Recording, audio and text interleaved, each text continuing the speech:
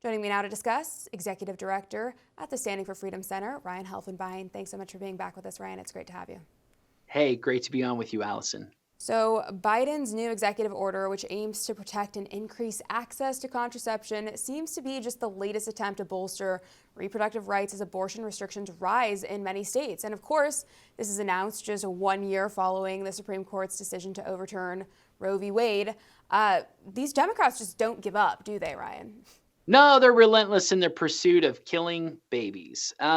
Look, keep in mind, the Supreme Court has already ruled in favor of Little Sisters of the Poor on the contraceptive mandate. There are religious exemptions for organizations that do not want to take part in this, and those things have held pretty firm. While the president is clearly using the power of the pen to make a political statement, there's very little effect that I see with this move. Since 2010, there's already been basic universal requirements on contraceptives, save all of the religious exemptions that have held firm in place. But chemical abortion in this country is clearly on the rise. They account for more than 50% of abortions, at-home abortions. That is a real danger to mothers who are pregnant. You look at what happened with Planned Parenthood over the last year.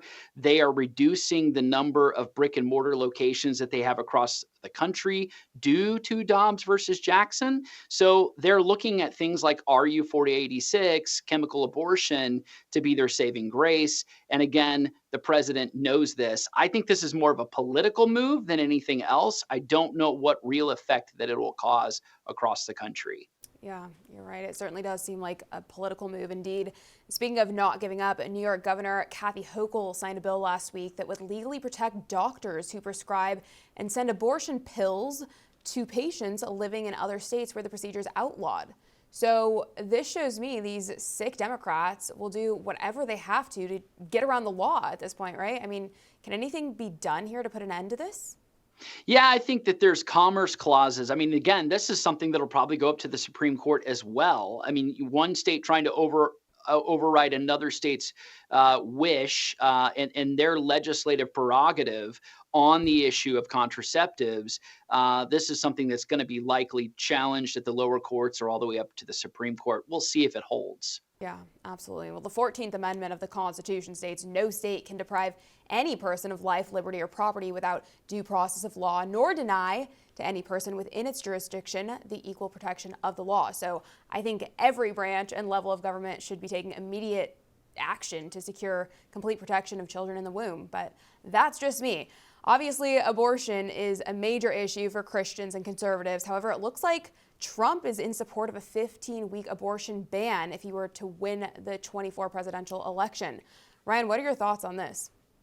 Well, I think that it's clear where this is going. This is one of the biggest issues of our lifetime. This is the pro-life generation. This is the post-Roe generation.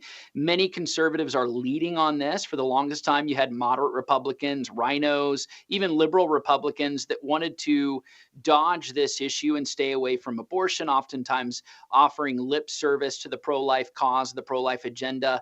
But ultimately, there was no teeth in it. There was no real commitment to any sort of action.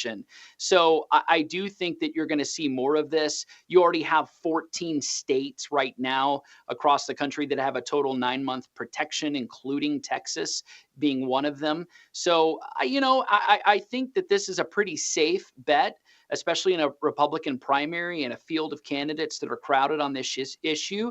They're going to support life. Yeah, absolutely. And we need that. Moving now to LGBT news. Did you happen to see, Ryan, what took place in Seattle over the weekend? Well, if not, let's go ahead and take a look.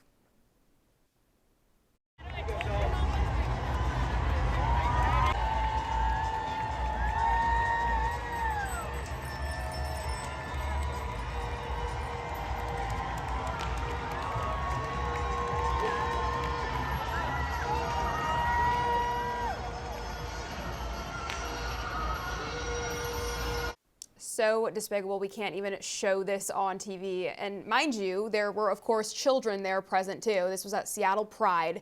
And it just baffles me that the LGBT community continue to get angry when we say they're grooming our kids, and they deny that it's happening. For all our viewers asking where One America News is heading in the future, we would like to introduce you to OAN Live.